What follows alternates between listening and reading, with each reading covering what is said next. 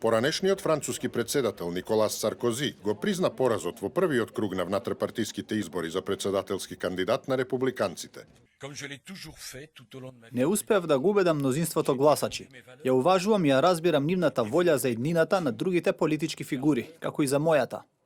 Саркози исто така порача дека има намера да го поддржи Франсуа Вион, поранешен премиер на Франција, во вториот круг, кој треба да го даде кандидатот на десниот центар за француските председателски избори следната година.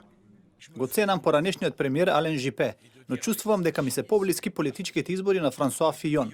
Затоа, ќе гласам за него во вториот круг на внатрепартиските избори.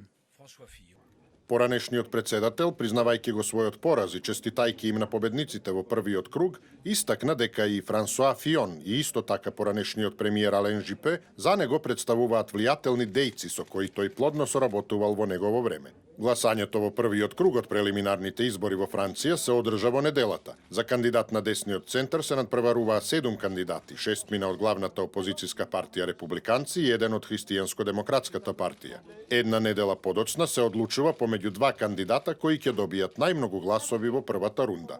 Фион освои 43,9% гласови, Жипе 27,9%, а Саркози 21,4% од гласовите. Покажуваат прелиминарните резултати врз основа на 7.948 обработени бирачки места од вкупно 10.229.